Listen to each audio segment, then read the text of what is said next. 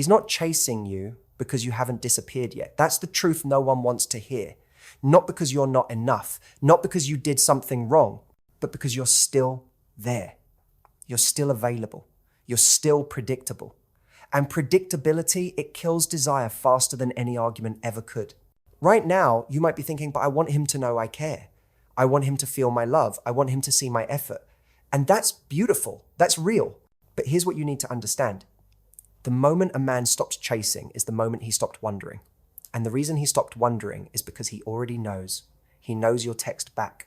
He knows you'll be there. He knows you're not going anywhere. So why would he chase what he's already caught? This video is going to show you exactly how to reverse that. How to make him feel the shift, how to make him question everything, how to create the kind of emotional disruption that forces him to move toward you.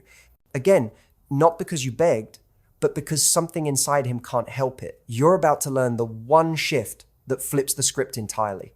And the best part, he won't even realize you did it. He'll just know that suddenly he can't stop thinking about you. Let's begin. Most women think that when a man pulls away, the solution is to pull him back, to reach out more, to show more love, to prove that you're still invested. And I get it. It feels counterintuitive to do less when someone is slipping away. But here's the reality. Chasing someone who's pulling away doesn't make them value you more. It makes them comfortable in their distance. Because now they know no matter how far they drift, you'll still be there holding the rope. And that comfort is the death of attraction. Men don't chase comfort, they chase tension. They chase uncertainty. They chase the feeling that something valuable might slip through their fingers if they don't act. So when you keep showing up, keep explaining, keep trying to fix things, you're actually removing the very thing that would make him come back. You're removing the stakes. Here's what most people get wrong about attraction. They think it's built on closeness, on connection, on understanding. And yes, those things matter. But attraction, real attraction, is built on contrast. It's the difference between having you and losing you. It's the space between presence and absence. It's the moment he realizes that the energy he took for granted might not be there anymore. That's when the shift happens. That's when he starts to feel it. Not because you told him to. Not because you asked him to, but because his nervous system registers the change before his mind can rationalize it. Think about it. When do you miss someone the most? When they're constantly around?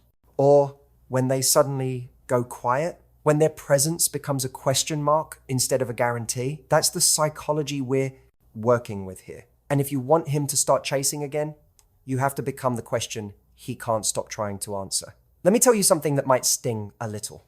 If he stopped chasing, it's not because he stopped caring. It's because he stopped needing to. Somewhere along the way, you became too available, too accommodating, too willing to meet him where he was, even when he wasn't meeting you halfway. And I'm not blaming you. You were probably doing what you thought love required, showing up, being consistent, being open. But men don't bond through consistency alone. They bond through the push and pull, the dance between closeness and space, the feeling that they might lose access to something they value. So when you're always there, always responding, always available, you remove the tension. And without tension, there's no pull, no magnetic force drawing him back towards you. He just coasts. He gets comfortable. He stops wondering what you're doing, who you're with, whether you're okay, because he already knows. You've made yourself so easy to predict that there's no mystery left. And mystery, it's the oxygen attraction breathes on. Without it, everything just goes flat. Now, here's the part that changes everything. You don't need to become cold to create this shift. You don't need to play games or punish him. You just need to redirect your energy. Instead of pouring it into him, into the relationship, into trying to make things work, you pour it back into yourself. You become less available, not out of spite, but out of self-respect. You stop initiating. You stop checking in. You stop being the one who keeps the connection alive. And that shift, it's seismic. Because suddenly, the dynamic flips. He's no longer the one being pursued. He's the one sitting in silence, wondering why everything feels different, why you're not texting, why you're not asking how his day was, why the emotional baseline he got used to is suddenly gone. And that absence is louder than any words you could ever say. It forces him to feel what life is like without your attention. And if he valued you at all, even subconsciously, that feeling will haunt him. It will wake him up at 2 a.m. It will hit him in the middle of a random Tuesday. It will make him reach for his phone and then stop because he doesn't even know what to say. He just knows something is missing. And that something is you. Let's talk about what I call the energetic reset. This is the single most powerful tool you have when you want to shift the dynamic without saying a single word. Here's how it works.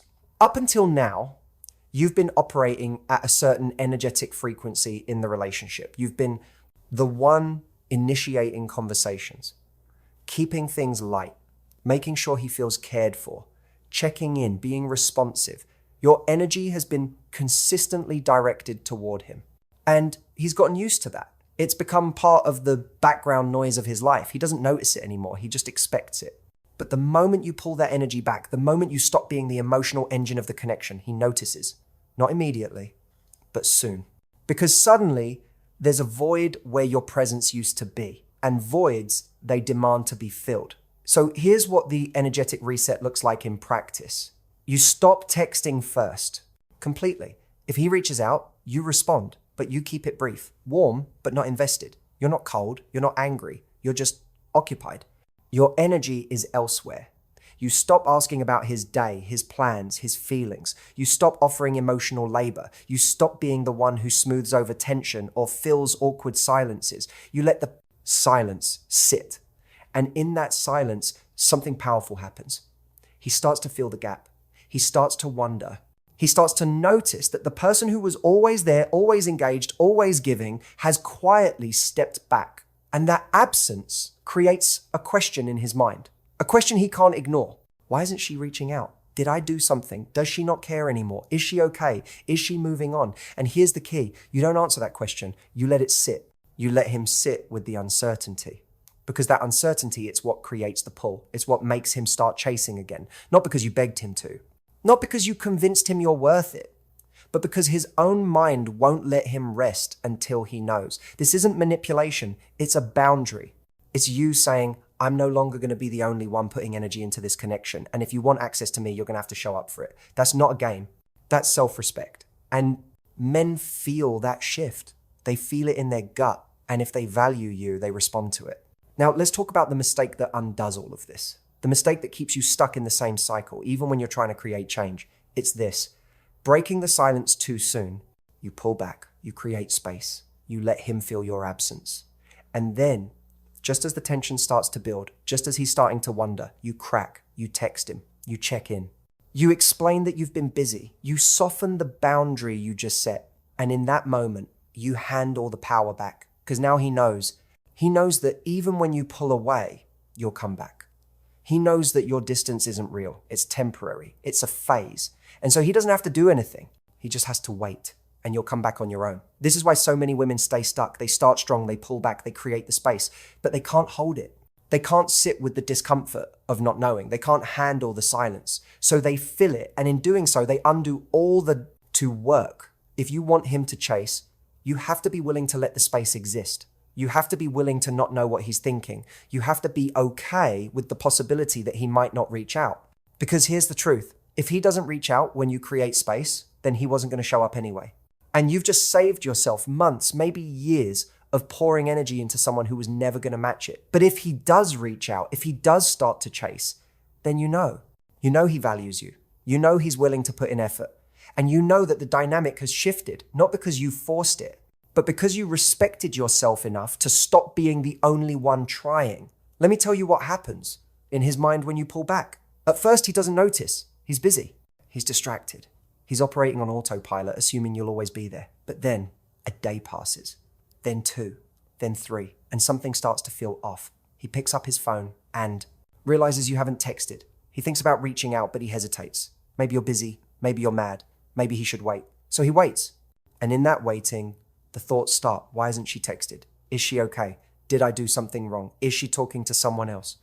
And with each passing day, those thoughts get louder. They start to take up space in his mind. Space that was previously occupied by other things, work, friends, hobbies, distractions. But now there's this nagging feeling, this question that won't go away. Where did she go? And here's what's happening on a deeper level. His nervous system is reacting to the absence of something it got used to. Your attention, your warmth, your presence. And when that's suddenly gone, his body interprets it as a loss. Not a conscious one, but a subconscious one. The kind that shows up as restlessness, as distraction. As this low-level anxiety he can't quite name. He finds himself thinking about you at random times, wondering what you're doing, who you're with, whether you're thinking about him. And the more he wonders, the more his mind fixates, because unresolved questions, they loop. They don't just go away. They demand answers. And the only way he can get an answer is by reaching out, by initiating, by chasing. And that's when the shift happens. That's when you go from being the one who was always there to being the one he's trying to get back. But here's where most women sabotage themselves. They wait for him to chase, and when he finally does, they reward it. Immediately. He sends a text, she responds right away with paragraphs. He asks to see her, she clears her schedule, he shows a little effort, and she goes right back to being fully available. And just like that, the chase ends. Because he got what he was looking for. He got confirmation that you're still there, that nothing has really changed, that he can go back to coasting. So here's what you do instead. When he reaches out, you respond, but you don't rush. You don't drop everything. You don't go back to the old pattern. You stay in your new energy. You're warm, but you're not over-eager. You're open, but you're not over-available. You let him work for it a little. Not because you're playing hard to get, but because you're genuinely busy living your life. And that energy, it keeps the chase alive. It keeps him invested because he realizes that getting your attention isn't automatic anymore. He has to earn it. Let's talk about something most people don't understand.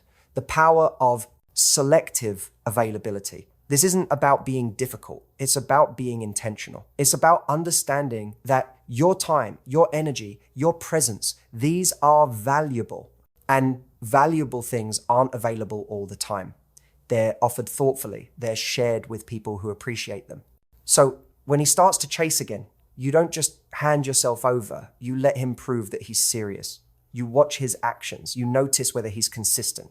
You pay attention to whether he's just reaching out because he's bored or because he genuinely wants to rebuild something real, and you respond accordingly. If he's putting in effort, you meet him there. If he's half-hearted, you stay distant. You match energy, not words, because words are easy. Effort is what matters. And here's what this does. It trains him to value you. It trains him to understand that access to you requires respect, requires consistency, requires more than just a text when he's feeling lonely. And over time, this creates a new dynamic, one where he's no longer taking you for granted, one where he's actively working to keep you engaged, one where he's chasing because he knows that if he doesn't, you're not going to sit around waiting, you're going to keep living your life. And that possibility, the possibility of losing you for real, it keeps him on his toes, it keeps him invested, it keeps him chasing. Not because you're manipulating him, but because you've set a standard. And that standard demands effort. Now here's the bonus move, the thing that takes this from effective to unforgettable. It's not just about pulling back your energy. It's about visibly glowing without him. This is where you stop being the woman who disappeared because she's hurt and become the woman who disappeared because she's thriving. And men feel that difference. They can sense when you're in pain, waiting for them to fix it. And they can sense when you've genuinely moved forward, when you've let go, when you're living your life with or without them. And that second version, it's magnetic because it tells him something his ego can't handle. It tells him you're fine, that you don't need him, that you've found your center again. And if he had any feelings for you at all, that realization will shake him. So here's what this looks like in practice. You're not just pulling back your energy, you're redirecting it into your friendships, into your hobbies, into your goals, into the things that make you feel alive. You start posting moments of joy, not because you're trying to make him jealous, but because you're genuinely enjoying your life. You laugh louder, you move lighter. You stop carrying the weight of the relationship on your shoulders. And that shift, it's visible. People notice, friends comment, and yes, he notices too. And when he sees you thriving, when he sees you radiant, when he sees you unbothered, something clicks in his mind, the narrative shifts. You're no longer the woman pining for him. You're the woman who walked away and found herself. And that version of you, she's the one he can't stop thinking about. She's the one he wants back. Not because she's chasing, but because she stopped. Here's the thing about men and loss. They don't process it the way women do. Women feel loss immediately. It's sharp. It's present. It demands to be dealt with. But men, they process loss on a delay. They go into logic mode. They rationalize. They distract themselves. They convince themselves they made the right choice. But then weeks later, sometimes months later, it hits. It hits when they see you happy without them. It hits when they realize you're not waiting around. It hits when they finally understand what they had and what they lost. And that delayed grief, it's powerful. Because by the time it hits them, you're already gone. You've already moved on. And now they're the ones chasing something they can't have. That's the shift. That's the reversal. And it only happens when you're strong enough to let go first. Let me be very clear about something. This isn't about revenge. This isn't about making him suffer. This isn't even about getting him back. This is about you reclaiming your power. This is about you understanding that you don't need someone to choose you for you to be whole. This is about you realizing that your worth isn't tied to his attention. And when you truly internalize that, when you stop needing him to validate you, that's when everything changes, because your energy shifts from desperate to sovereign, from needy to self-contained, from reactive to intentional. And that energy is irresistible, not just to him, but to everyone around you. You become the woman people are drawn to, the woman who doesn't chase, the woman who knows her value and lives it. So if he starts chasing again, if he comes back, if he suddenly realizes what he lost, you'll be in a position of power, not because you manipulated him, but because you chose yourself first. And from that place, you can decide, do I even want him back? Has he done the work? Has he shown me that he's capable of meeting me where I am? Or is this just another cycle? And if it is, you'll have the strength to walk away, because you've already proven to yourself that you don't need him to be okay. You're okay on your own. And that's the most powerful place you can be. That's freedom. That's sovereignty. That's the energy that makes a man not just chase, but commit, because he knows. He knows that if he doesn't show up fully, you're gone. And this time, for real. Here's what I want you to take from this. Chasing isn't about proving your love. It's about removing your guaranteed presence. It's about creating space for him to feel what life is like without you. It's about letting him miss you, wonder about you, and realize that he took you for granted. And the only way to do that is to stop being available, to stop filling the silence, to stop being the one who holds it all together. You have to be willing to let it fall apart. Because sometimes things need to fall apart before they can be rebuilt the right way. And if they don't get rebuilt, that's information too. Information that tells you this person wasn't willing to do what it takes. And you deserve someone who is. So here's your action plan. Starting today, pull back your energy. Stop texting first. Stop initiating. Stop being the one who keeps the conversation going. Let the silence sit. Let him fill the space. And while you're doing that, pour that energy back into yourself. Reconnect with your friends. Dive into your hobbies. Focus on your goals. Become so absorbed in your own life that whether he reaches out or not becomes secondary. Because you're genuinely busy. You're genuinely thriving. And when he does reach out, and he probably will, you respond from a place of power. Not eagerness, not relief, power. You're warm, but you're boundaried. You're open, but you're not over-available. You let him prove that he's serious. And you watch his actions, not his words. And if he doesn't reach out, if he lets the space stay empty, then you have your answer. He wasn't going to show up. And you've just saved yourself from wasting more time on someone who wasn't willing to meet you halfway. Either way, you win, because you chose yourself. You honored your worth, and you stopped settling for crumbs. That's the shift. That's the power move. That's what makes him start chasing again. Not your words, not your explanations, your absence, your glow, your refusal to stay where you're not fully valued. And when he feels that, really feels it, he'll move. Not because you told him to, but because something inside him won't let him stay still. That's how you make him chase, by becoming someone worth chasing, and then walking away until he proves he's willing to run. Before you go, I need you to hear this. You are not difficult to love. You have not been asking for too much. You've just been giving your energy to someone who wasn't ready to receive it with the care it deserved. And that's not a reflection of your worth. That's a reflection of their capacity. So stop shrinking yourself. Stop overgiving. Stop trying to convince someone to see your value. Your value is inherent. It doesn't need to be proven. And the right person, the person who's ready, they won't need convincing. They'll chase because they can't imagine not having you in their life. So be that woman. The one who walks away when it stops feeling right. The one who glows in her own power. The one who doesn't wait around for someone to decide she's worth it. Because you already know you are. And when you live from that place, everything changes. Not just with him, with everyone. You become magnetic, unforgettable, irreplaceable. And that's not something you create by chasing. That's something you become by finally stopping.